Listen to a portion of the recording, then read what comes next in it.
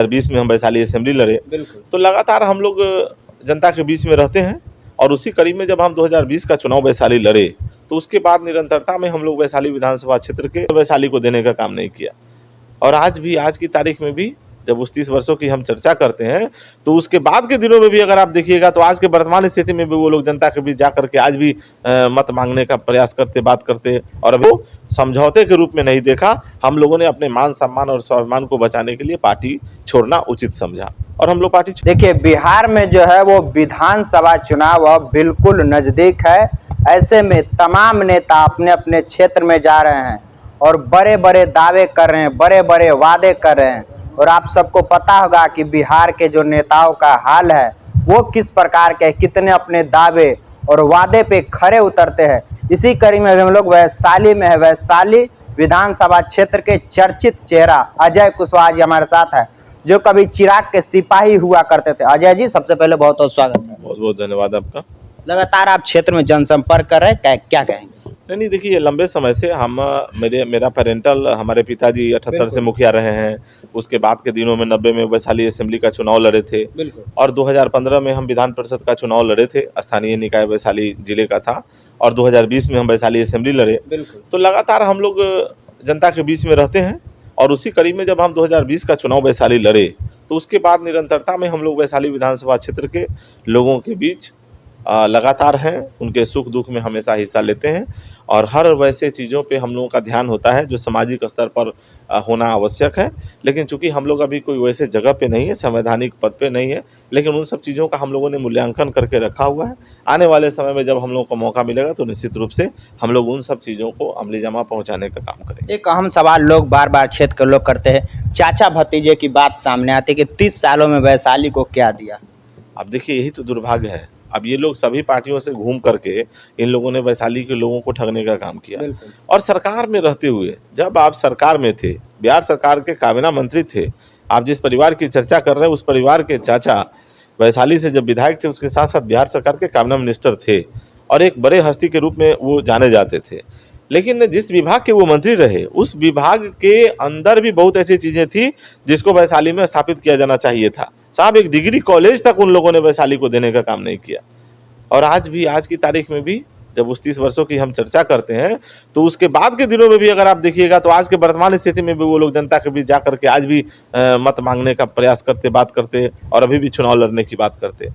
ऐसे लोगों को देखना होगा, समझना होगा और जनता को इन सब चीज़ों पे विशेष रूप से ध्यान देने की आवश्यकता है। अजय कुशवाहा को अगर जनता विधानसभा भेजते, अजय कुशवाहा का प्रथम 2 कौन सा काम रहेगा जो जनता के लिए करेंगे? देखिए, अभी हम इन सब चीज़ों के लिए आपको 1-2 काम क्या गिनती कराएं। यहाँ बहुत सारा अंबार लगा हुआ है। अगर आप देखिएगा हम लोग बिहार के विभिन्न क्षेत्रों का दौरा करते हैं, विभिन्न क्षेत्रों में हम लोग घूमते हैं, देखते हैं। हमने पहले भी कहा है कि वैशाली एक जगह का नाम नहीं है, ये बहुत बड़ी संस्था है। ये लोकतंत्र की धरती है।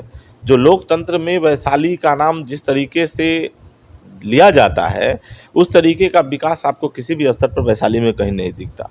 हम लोगों के अंदर बहुत सारी चीज़ें, हम लोगों ने इन सब बातों को सहेज के रखा हुआ है। अब किसी 1-2 बिंदु पे वैशाली को बांधना उचित नहीं होगा। बहुत ऐसी चीज़ें हैं जिस पर काम करने की आवश्यकता है और आने वाले समय में अगर हम लोगों को मौका मिलेगा तो हम उन सब चीज़ों को करके दिखाएंगे। क्षेत्र में हमने कई गाँवों का भ्रमण किया। लोग कह रहे थे कि जो कभी चिराग का सिपाही हुआ करते थे वो तेजस्वी के करीब नजर आ रहे हैं। नहीं, देखिए, चिराग पासवान जी के साथ ये सही है कि हम लंबे समय तक रहे हैं और उनके पिताजी जब रामविलास पासवान जी जीवित थे तब से हम उनके साथ हैं और रामविलास पासवान जी से निश्चित रूप से हमारे बहुत ही आत्मीय संबंध रहे। चिराग जी से भी हमारे अच्छे संबंध रहे। लेकिन 2024 का लोकसभा का चुनाव और जिस तरीके से टिकट का वितरण पार्टी ने जो निर्णय लिया, चिराग पासवान जी ने जो निर्णय लिया, उस निर्णय के खिलाफ हम लोग पार्टी के जितने वरिष्ठ साथी लगभग 22 लोगों ने हम लोगों ने पार्टी छोड़ा था। और हम लोग सिर्फ इस बात के लिए छोड़े थे, देखिए, हम लोग एकदम स्पष्ट हैं कि हम लोग जो राजनीति करते हैं उस राजनीति का मतलब क्या है। बिल्कुल, हम लोग को वैसे चीज़ों से समझौता नहीं करेंगे जहाँ पे हम लोग को ये दिख जाए कि आप ये गलत दिशा में जा रहे हैं। और जब पार्टी या राष्ट्रीय अध्यक्ष चिराग जी जब गलत दिशा में जा रहे थे तो हम लोगों को लगा कि अब इनके साथ रहना कहीं से भी उचित नहीं है। हम लोगों ने अपने मान सम्मान और स्वाभिमान को समझौते के रूप में नहीं देखा। हम लोगों ने अपने मान सम्मान और स्वाभिमान को बचाने के लिए पार्टी छोड़ना उचित समझा और हम लोग पार्टी छोड़ दिए। एक बात को स्पष्ट करिए अजय जी, लोग कह रहे हैं कि जो कभी चिराग के सिपाही थे अब तेजस्वी के करीब है। नहीं देखिए, जैसा कि मैंने आपको पहले बताया कि 2020 का जब चुनाव हम लड़े थे वैशाली, तब से लेके आज तक, और अभी सामने चुनाव है, बिल्कुल। तो हम निरंतरता में घूम रहे हैं। तो लोगों की राय बन रही है, जब हम लोगों से मिलते हैं तो लोगों की राय बन रही है कि कोई मजबूत पार्टी से हम लोगों को चुनाव लड़ना चाहिए। तो चूंकि अभी हमारी कोई पार्टी नहीं है, मैंने पहले भी कहा है कि हम लोगों से संपर्क में हैं, कई पार्टी के लोग हमारे संपर्क में हैं, हम पार्टी के संपर्क में हैं, चर्चाएं चल रही है। बहुत जल्दी इन सब चीज़ों को भी हम लोग क्लियर करेंगे और आने वाले 1 महीने के अंदर सारा स्थिति स्पष्ट हो जाएगा। एक अंतिम सवाल रहेगा, वैशाली में 25 में बदलाव निश्चित है?